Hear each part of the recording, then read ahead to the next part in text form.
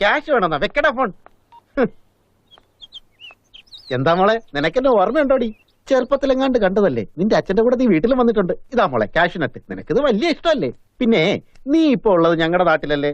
നിന്റെ മേലൊരു കണ്ണ് വേണമെന്നാ നിന്റെ അച്ഛൻ പറഞ്ഞിരിക്കുന്നത്. വെറുതെ പേരുദോഷമൊന്നും കേൾപ്പിക്കല്ലേ. നിന്റെ അച്ഛൻ സമ്പാദിച്ചു വെച്ചിട്ടുള്ള സ്ത്രീധന തുകയൊന്നും പാഴാക്കി കളയല്ലേ. അല്ലെങ്കിൽ തന്നെ അവന് ഭയങ്കര ടെൻഷനാ. ഞാനിവിടെ ഉണ്ടല്ലോ എന്നുള്ളത് അവന്റെ ആകെ ഒരു ധൈര്യം. നീ എന്താ ആലോചിക്കുന്നത്? മോനെ ബാലൂട്ട, എപ്പോഴും കത്തെഴുതരുതെന്ന് നീ എന്നോട് പറഞ്ഞെങ്കിലും അമ്മയ്ക്ക് എഴുതാതിരിക്കാൻ കഴിയോടാ? നീ എത്ര വളർന്നാലും അമ്മയ്ക്ക് എന്ന് നീ കൊച്ചുകുട്ടി തന്നെയാ. ഇവിടെ കാട്ടുന്നത് പോലുള്ള കുറുമ്പൊന്നും അവിടെ ആരോടും കാട്ടരുത്. പെൺകുട്ടികളുടെ മുഖത്ത് നോക്കാൻ നിനക്ക് ഇപ്പോഴും നാണമാണെന്ന് അമ്മയ്ക്കറിയാം. എന്നാലും പറയാ, അവരുമായി അധികം അടുപ്പത്തിനൊന്നും പോവണ്ട. കുഞ്ഞിലെ നിനക്ക് കുപ്പിപ്പാല് തരുമ്പോ അമ്മിഞ്ഞ കുടിക്കാൻ വേണ്ടി എനിക്ക് പൂച്ച കുടിക്കാത്ത പാലിതാ അമ്മേ എന്ന് കൊഞ്ചാറില്ലേ? ഓർമ്മയുണ്ടോ? ആ കാര്യം ഓർത്ത് അമ്മ ചിരിക്കാറുണ്ട്. ശരി മോനെ, നന്നായി പഠിക്കണേ ഉമ്മ. ഏതായാലും എന്റെ അമ്മക്കാളും കൊള്ളാം. ഇങ്ങനെ ഒരു പ്രിൻസിപ്പാള് എനിക്ക് ആ മുഖത്ത് നോക്കാൻ തന്നെ പേടിയാ. ഒരുമാതിരി കുന്നംകുച്ചിയുടെ മുഖമല്ലേ അങ്ങേർക്ക്. എപ്പോഴും പഠിച്ചോ പഠിച്ചോ എന്ന് പറഞ്ഞോണ്ട് നടക്കും. അങ്ങേർക്ക് വീട്ടിലൊന്നും പോണ്ടേന്നാ ഞാൻ ആലോചിക്കുന്നത്. ശരിക്കും അങ്ങേർക്ക് ഭാര്യ പേടിയാണെന്നാ തോന്നുന്നത്.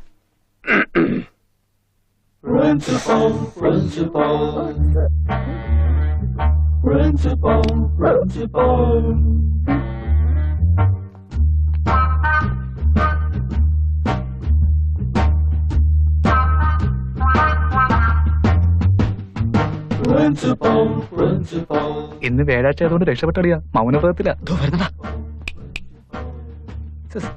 ഒന്നിന് പ്രിൻസിപ്പൾ വരുന്നുണ്ട്. ഈ കാലമാടെ എവിടെ ഇരിപ്പുണ്ടായിരുന്നു? ഒന്നും ചെയ്യല്ലേ sir. Sorry. Excuse me sir, time table നോക്കി വന്നതാ. Can I take my class? Thank you.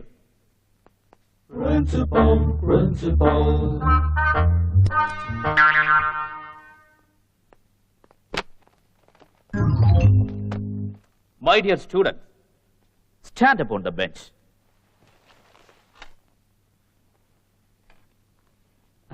ഞാൻ പറഞ്ഞത് കറക്റ്റ് ആയിട്ട് നിങ്ങൾക്ക് മനസ്സിലായില്ല. I said stand up on the bench. Please.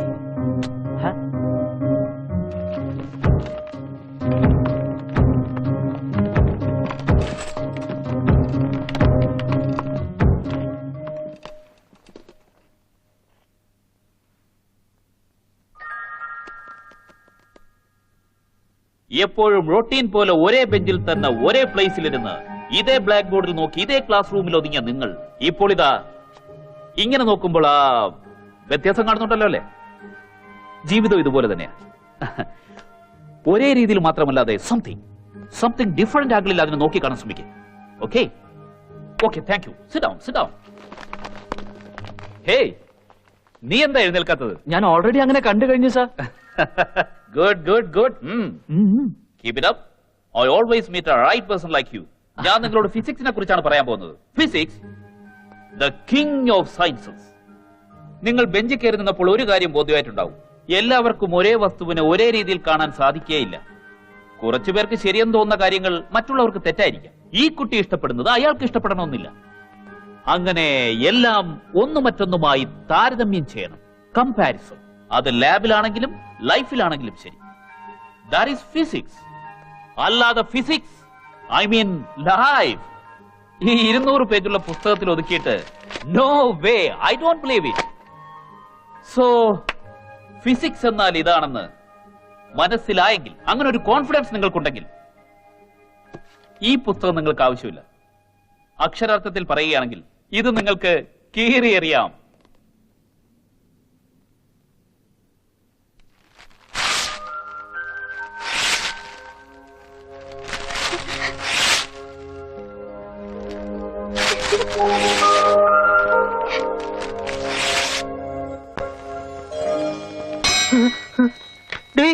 നിന്റെ അച്ഛന്റെ മണിയടി നീയും തുടങ്ങിയോ?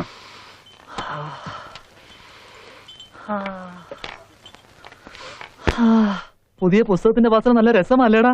ഈ വാസന എന്തിനാണെന്നറിയോ? നിന്നെ പോലെ ഒരു വാസന ഇല്ലാത്തവനെ എങ്ങനെയെങ്കിലും അല്പം വാസന കിട്ടിക്കോട്ടെ. തമാശക്കാരൻ.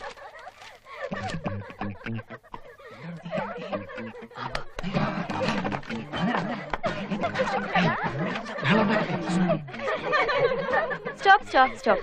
ഇനി നീ പറയടി മോളെ, ഏതൊക്കെ ക്വാളിറ്റീസ് ഉള്ള പയ്യനെയാ നീ ലവ് ചെയ്യാൻ ആഗ്രഹിക്കുന്നത്? എന്റെ അച്ഛൻ പറയുന്നതേ നുണക്കുള്ളവർക്ക് എന്തൊക്കെ കുറവുകളുണ്ടെങ്കിലും അതൊരു കുറവേ അല്ലെന്നാ. ലൈഫിൽ അവർ ടോപ്പിലെത്തുന്ന. ഞാൻ അങ്ങനെ ഒരാളെ സെലക്ട് ചെയ്യും.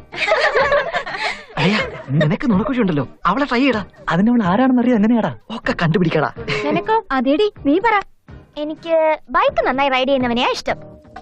എന്താന്ന് വെച്ചാ ബൈക്ക് നന്നായി കൺട്രോൾ ചെയ്യുന്നവർക്ക് ലൈഫ് നന്നായി കൺട്രോൾ ചെയ്യാൻ കഴിയും. നോക്കിക്കോടാ, 2 ദിവസത്തിനുള്ളിൽ ഞാൻ അവളെ ബൈക്കിലിരുത്തി റൈഡ് ചെയ്യും. എനിക്ക് തടിയുള്ളവനെ ഇഷ്ടം, ഹൈറ്റ് ഇല്ലേലും സാരമില്ല. എനിക്ക് കണ്ണട വെച്ചവരെയാ ഇഷ്ടം. എനിക്ക് കാത് കുത്തിയവരെയാ ഇഷ്ടം. എനിക്ക് മുടി നീട്ടി വളർത്തിയവരെ ഇഷ്ടം. ആ നിക്ക് നിക്ക് നിക്ക്, ഇനി പറയേണ്ടത് സ്വപ്നയാ. ഞാനോ?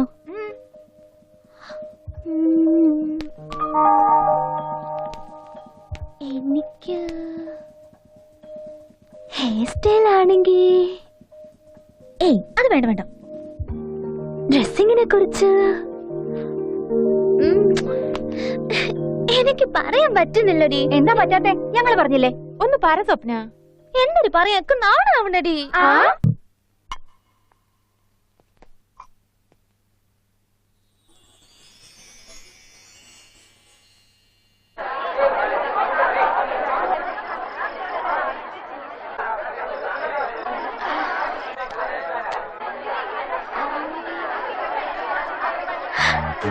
Yes.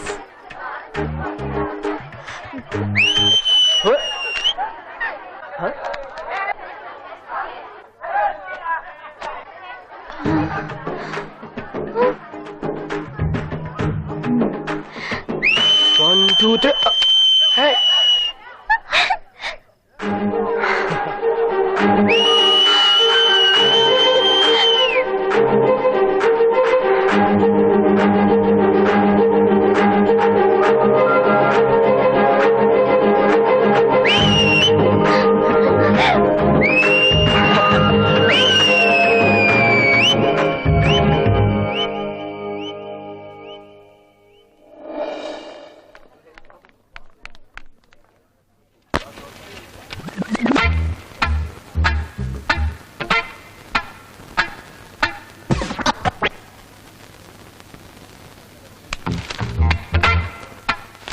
എന്റെ പൊന്നളിയ, ഈ പരിപാടി കൊള്ളാലോടാ. ഉപദ്രവിക്കാടാ.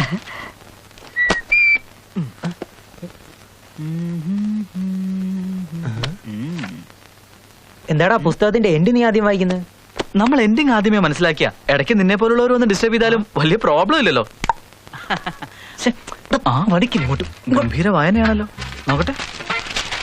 Excuse me madam. എന്റെ ദൈവമേ, അവളെത്തിയല്ലോ. മാഡം, കെമിസ്ട്രി മാനുവൽ എവിടെയാ ഉള്ളത്? സ്വപ്ന, ഇവിടെ ഉണ്ടടി. എന്തൊരു ഇവിടെ? ഓ തന്നെ.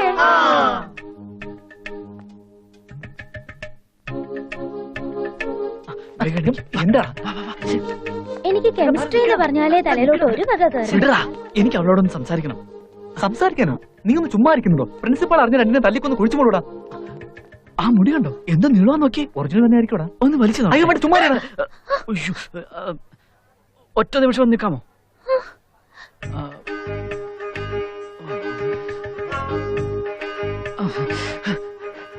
എന്റെ അമ്മേ, ഡാ ഒരു രക്ഷയില്ലടാ. അവളെ ഫേസ് ചെയ്യാൻ എനിക്ക് പറ്റുന്നേ ഇല്ല. ആ കണ്ണ് കണ്ടില്ലേ? യക്ഷിയുടെ. എന്താ ഇവളോട് പറയാ? ആ ഇന്നലെ വിസിലടിച്ച നീയല്ലേ? അല്ലേ? ഡാ ഇനി എന്താടാ ഞാൻ ചോദിക്കണ്ടേ? ഇനി ആ ഷർട്ട് കിട്ടിയല്ലോ. വാഷ് ചെയ്തില്ലേ? പ്രിൻസിപ്പൽ പറഞ്ഞ എന്റെ വാഷ് ചെയ്തില്ലേ?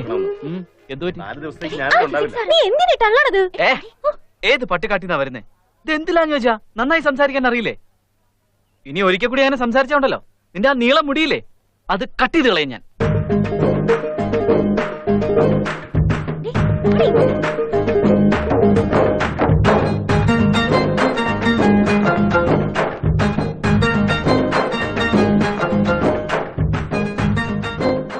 എന്റെ അമ്മേ, കുളിരുന്നടാ. അവളോട് സംസാരിച്ചോണ്ടിരുന്നപ്പോ എന്തോ ഒരു വല്ലാത്ത പരമേശ്വടാ. എനിക്ക് പൂച്ച പിടിക്കാത്ത പാല് തരുമോ അമ്മേ?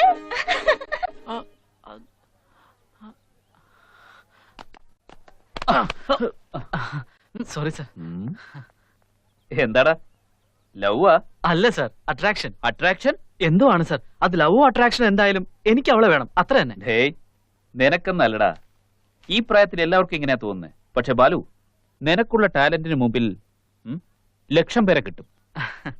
നീ ഒന്ന് പഠിച്ച് സെറ്റിൽ ആവാൻ നോക്ക്. എനിക്ക് ലക്ഷ്യം പേരൊന്നും വേണ്ട സർ, അവളെ വേണ്ടത്. അല്ലെങ്കിൽ തന്നെ ഞാൻ സെറ്റിൽ ആവാൻ 4-5 കൊല്ലെങ്കിലും വേണ്ടി വരും. അത് കഴിഞ്ഞ് ഞാൻ ചെല്ലുമ്പോൾ അവളെ എനിക്ക് കിട്ടിയില്ലെങ്കിൽ എന്ത് ചെയ്യും? പക്ഷെ സാർ എനിക്ക് ഗ്യാരണ്ടി തരാവോ? ഇതേ പെൺകുട്ടിയെ 4 കൊല്ലം കഴിഞ്ഞ് സാർ എന്നെ കൊണ്ടുവന്ന് തരുമെന്ന്? പറ്റുമെങ്കിൽ പറയണം സർ. ഈ നിമിഷം മുതൽ ഞാൻ ഹാപ്പിയായി സൂപ്പറായി പഠിക്കാൻ സർ. തരാമോ സർ? ഗ്യാരണ്ടി? ആ, ഞാൻ നിനക്ക് ചെല്, പോയി പഠിക്ക്. എന്റെ കണ്ണ് യക്ഷിയുടെ കണ്ണല്ലേ?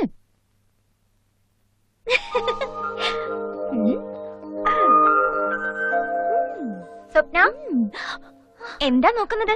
ഒന്നുമില്ല, കണ്ണിലെന്തോ കരട് വീണ പോലെ. അതെയോ? എന്താ നോക്കുന്നതെന്ന് എനിക്ക് മനസ്സിലായില്ലെന്ന് വിചാരിച്ചോ? അവൻ നിന്റെ കണ്ണിനെ കുറിച്ച് കമന്റ് അടിച്ചോണ്ടല്ലേ മോളെ കണ്ണാടിയുടെ മുമ്പിൽ തപസിരിക്കുന്നേ? അല്ലടി, അവൻ എന്തിനാ എന്നെ എപ്പോഴും ഇങ്ങനെ നോക്കുന്നേ? നീ എന്തിനാ നോക്കുന്നേ? അത് പിന്നെ വെറുതെ നോക്കുന്നേ ഉള്ളൂ. മനസ്സിലാവുന്നുണ്ട്. കാര്യങ്ങൾ ജസ്റ്റ് നോട്ടത്തിൽ നിന്ന് കണ്ണാടിക്ക് മുമ്പിൽ വരെ ആയിട്ടുണ്ട്. സൂക്ഷിച്ചോ, അത് നിന്റെ പാരന്റ്സിന് ഒരു വലിയ തലവേദനയായി തീർന്നേക്കും. അതിന് എന്തു പറ്റില്ല? എന്താടാ ഒറ്റയ്ക്ക് ഒരുപാട് സംസാരിക്കാറുണ്ടല്ലോ, അടുത്ത് ചെന്നപ്പോ നിനക്ക് എന്ത് പറ്റിയടാ? ഫസ്റ്റ് ചാൻസ്, ഒരു സൂപ്പർ ഇംപ്രഷൻ ഉണ്ടാക്കായിരുന്നില്ലേടാ? ഓ, ആ നോട്ടം എന്റെ അമ്മോ.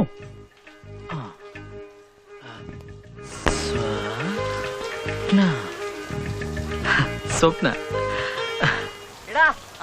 പുതിയ സോപ്പ് എടുത്തത്? ഈ സോപ്പ് അവന്റെ?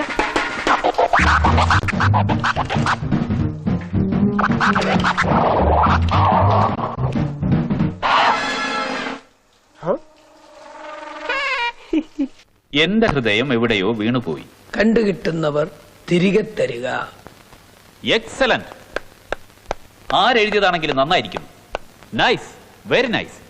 എന്നാൽ ഇത് ഈ ബോർഡിൽ ഇത്ര നന്നായി എഴുതിയവന് കോളർ പൊക്കിയിട്ട് യെസ് ഇതെഴുതിയത് ഞാനാണ് എന്ന് പറയാനുള്ള ധൈര്യം കൂടി ഉണ്ടായിരുന്നു നല്ലത്. ഓക്കെ സർ, ഞാനത് എഴുതിയ സർ. യെസ്, യാ, എക്സ്പെക്ട് ചെയ്തതാടാ നീയാ എഴുതിയതെന്ന്. പക്ഷെ ഒരു കുഴപ്പമുള്ളത്, ഇത് നീ ആരെ ഉദ്ദേശിച്ചാണോ എഴുതിയത് അവള് നിന്നെ ഒരു ധൈര്യമില്ലാത്തവനായി കാണും. നേരിട്ട് പറഞ്ഞാൽ എന്താടാ? അല്ലാതെ ഇങ്ങനെ ചുമരിലും ബോർഡിലും ഒക്കെ എഴുതി വെക്കുന്നതിൽ എന്താ അർത്ഥമുള്ളത്? ആക്ച്വലി നിനക്ക് ശരിക്കും ധൈര്യം ഉണ്ടെങ്കിൽ, അവൾ ഇവിടെ ഉണ്ടെങ്കിൽ ഇപ്പൊ തന്നെ നേരിട്ടങ്ങ് പറഞ്ഞേക്ക്.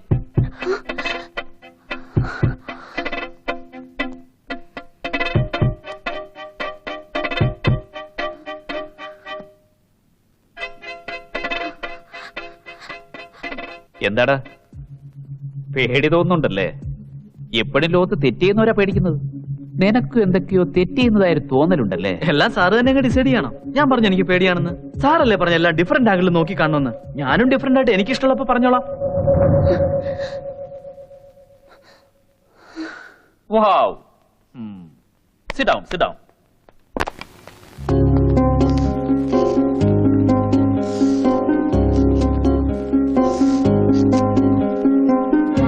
This is teenage. 13 to 19. And this one is young age. 20 to 30. Energetic. And this one is middle age. 30 plus. ഇവിടെ ഈ ടീനേജ് എന്ത് വേണേലും ചെയ്യാൻ പറ്റും, എന്ത് വേണേലും നേടാൻ പറ്റും. എവറിത്തിങ് ഈസ് പോസിബിൾ എന്ന് തോന്നും. ഞാൻ ചെയ്യുന്നതാണ് ശരി, മറ്റുള്ളവരാരും ഒന്നുമല്ലെന്ന് തോന്നും. പക്ഷെ എന്താ നേടുന്നത്? ദാ ഇവിടെ എത്തുമ്പോഴേക്കും എന്തെങ്കിലുമൊക്കെ ചെയ്യണം, എന്തെങ്കിലുമൊക്കെ നേടണം, ഒരു നല്ല ജീവിതം ഉണ്ടാക്കണം എന്നൊക്കെ ആലോചിക്കുക. ഇവിടെയോ എന്തെങ്കിലും ആകട്ടെ, കോംപ്രമൈസ്. ഇതേ ആണിനും പെണ്ണിനും ഒക്കെ തന്നെയാ ഈ ടീനേജില്. ഇനിയിപ്പോ ഋതിക് റോഷനെ കിട്ടിയാലും ഇവർക്ക് ഐശ്വര്യ റായിയെ കിട്ടിയാലും പിന്നെയും ബെറ്റർ വേണമെന്ന് തോന്നുന്നത്. എന്നാൽ ഇവിടെ ഒരു പെണ്ണിനെ കണ്ടെത്തണം, അവള് മനസ്സിനിണങ്ങിയവളായിരിക്കണം. എന്നാൽ ഇവിടെയോ ഏതൊരുത്തിയെങ്കിലും ആയിക്കോട്ടെ, ഏത് പോന്തനും ആയിക്കോട്ടെ. I already told you compromise. ഇത് രണ്ടും വളരെ ഇമ്പോർട്ടന്റ്. മുഖ്യമായി ടീനേജ്, വെരി ഇമ്പോർട്ടന്റ്. ടീനേജ് ഒരു വരമാണ്, അത് എൻജോയ് ചെയ്യണം, ഹാവ് എ ബ്ലാസ്റ്റ്. എന്നാൽ ആലോചിക്കണം, നമ്മൾ ചെയ്യുന്നത് തെറ്റോ ശരിയോ എന്ന് നമുക്ക് തോന്നുന്നത് ലവോ അട്രാക്ഷനോ ഒന്നല്ല, പലതവണ ആലോചിക്കണം. Just test yourself. ആകർഷണമെന്നാൽ വെറും ഭ്രമങ്ങളാണ്, പകൽ സ്വപ്നങ്ങൾ. അതിന് ഗ്യാരണ്ടി ഉണ്ടാവില്ല. എന്റെ അറിവിന്റെ അടിസ്ഥാനത്തിൽ ഈ അട്രാക്ഷനിൽ നിന്ന് തുടങ്ങുന്ന ലവ് 99% ഫെയിലൂർ ആണ്. എവിടെയോ സംവെയർ 1% സക്സസ് ആയേക്കാം. ആ 1% ഞാനാ. അളിയ ബാലു, ഇന്ന് ക്ലാസ്സിൽ നീ അവളെ കുറിച്ച് പറയുന്നോർത്ത് ഞാൻ ടെൻഷനായി പോടാ. ഞാൻ അവളെ തന്നെ വാച്ച് ചെയ്യായിരുന്നു. ഡൗട്ടേ വേണ്ട, അവൾ നിനക്ക് വീണ് കഴിഞ്ഞു. നിനക്കെങ്ങനെ അറിയാം അവള് വീണെന്ന്? ലവ്വില് വീണ എല്ലാവർക്കും ഒരു കളർ വ്യത്യാസം വരും. അവൻ ആദ്യം വന്നപ്പോഴും ഇപ്പോഴുള്ള ആ കളർ വ്യത്യാസം ഒന്ന് നോക്കിക്കേ. പിന്നെ ഇവന് വരാത്ത ഇവൻ ഓൾറെഡി ആ കളറാടാ.